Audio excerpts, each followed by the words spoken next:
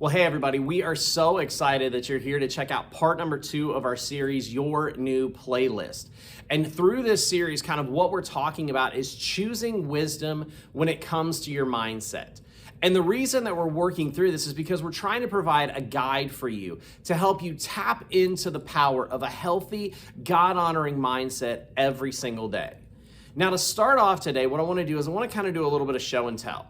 Because maybe for some of you, you have a record player in your home. Maybe for some of you, you've chosen to kind of go that route to listen to your music. And here's the thing, is record players are kind of vintage and cool in a throwback kind of way.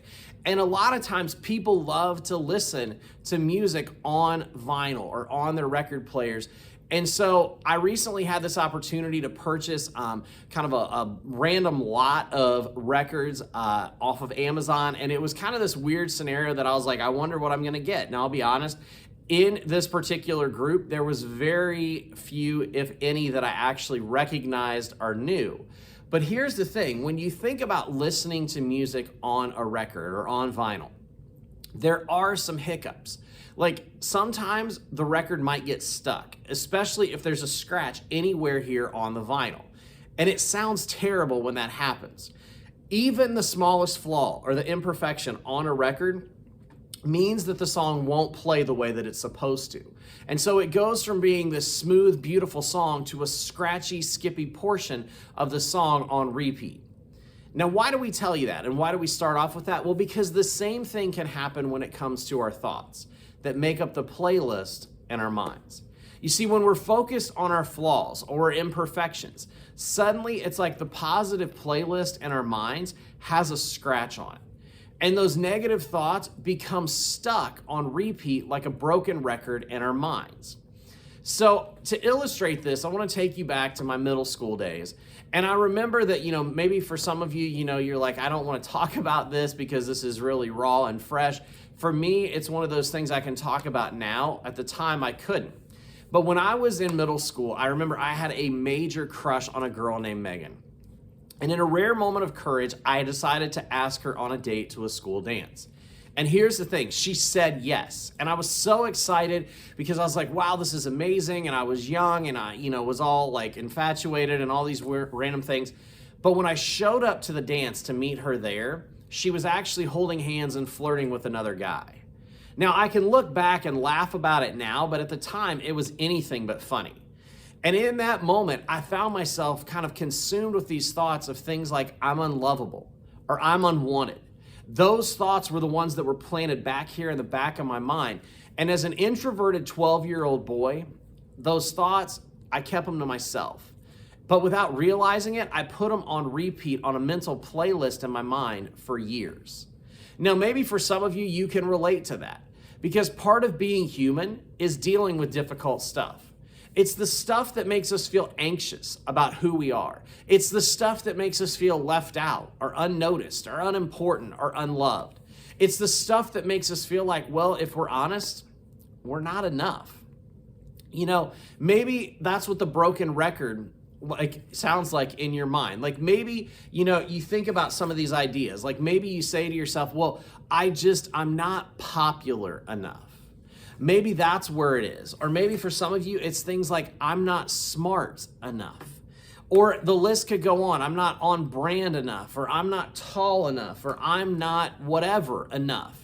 And so all of those things happen. And here's the thing, is as you think about that, there are a lot of different areas in our lives that every person on the planet has experienced probably at some point in their lives, is we feel like we're not enough. And honestly, I understand that. I get that. Because if we say to ourselves, well, if I could just be enough in one way or another, then that means my whole life will be better, right? If I'm popular enough, I'll never get left out again. Or if I'm smart enough, I'll never feel dumb or stressed out about my grades again. Or if I'm on brand enough, then I'll fit in. And if you think about this, there's really a problem with all of this. It's because there's no such thing as enough. No matter how much whatever it is that we are, will never actually be enough. Because, see, here's the thing, is even when you're popular enough, there's always going to be somebody that's more popular. So because of that, you find yourself broken. Even, if it's your grades, you might be, one bad grade can throw off your confidence. Or even if your shoes are totally on brand, you know that the next best pair is always coming. And so as this goes on, this is what happens, is no matter what we do or what we get or how hard we try to be enough, there will always be something that keeps us from getting there. And when that happens, the broken playlist continues to start all over again in our minds. So you say, well, how do we change the playlist when we never feel like we're going to be enough? Well, here's what I want to start, is I want you to think about birds for a minute. I want you to just think about birds for a minute. Because, yeah, you heard me right. When the thought of not being enough starts running through your mind like a broken record, I want you to start to think about birds. And if that sounds weird, I get it. But trust me, it works. Besides, this isn't my idea. This is actually something that's from Jesus himself. Because when Jesus was alive on earth, he used a lot of examples that his friends and his followers and his listeners would really understand. You see, back then, birds were really common, like they are today.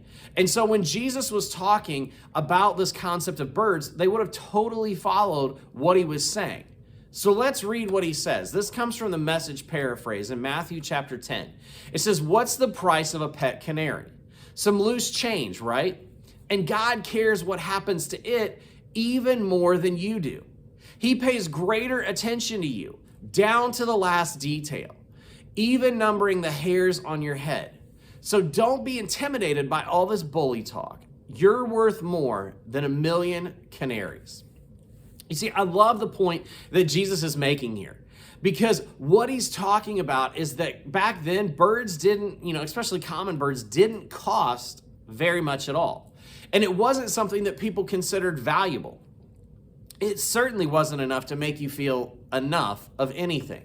But Jesus was basically saying, hey, you know that little bird that everybody thinks isn't a big deal? Well, I want you to know that my Heavenly Father, he cares about it. He knows about it. He thinks about it a lot.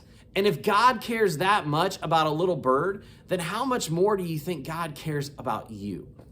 In other words, you are enough.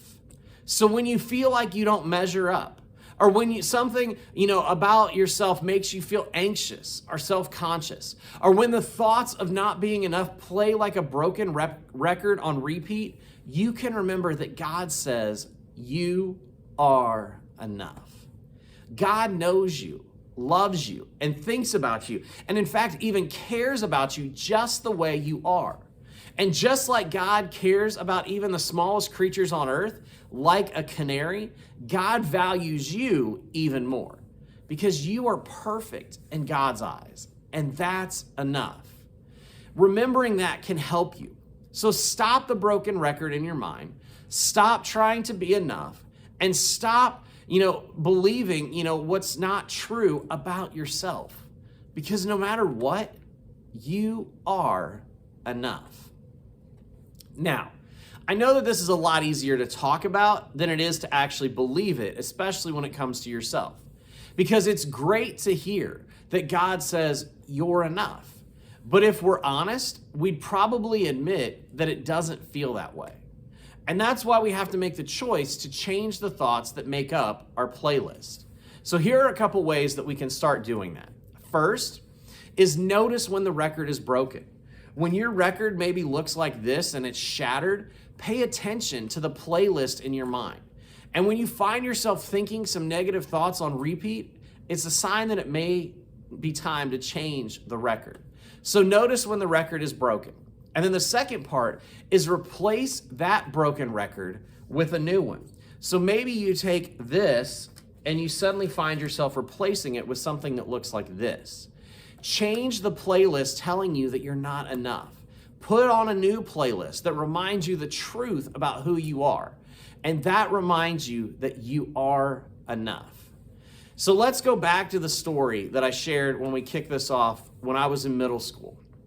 You see, when I was rejected at that school dance, for over 10 years, those scratched records, they played in my mind over and over again.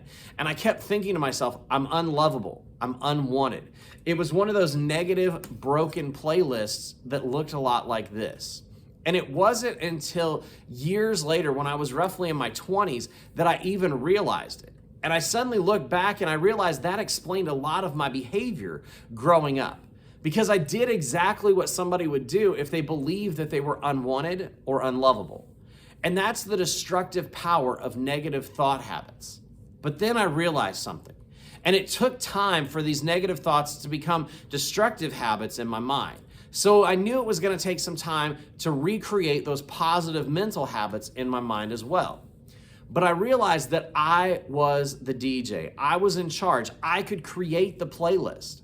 And so even though I had to fight and memorize and affirm and repeat and declare and pray positive truths over myself again and again and again, they eventually became positive to the point that they were so true. And in fact, they were more true than the negative thoughts that had once controlled the playlist in my mind.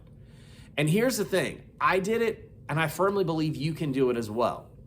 You see, replacing these broken records is something we all have to practice. And one way we can do that is by putting scripture in our minds each and every day that shares the truth of who God is and who you are as well. Now, last week we unpacked, we started talking about the book of Psalms, and each week we're going to look at a different psalm to kind of help us understand this concept of how we create a new mental playlist.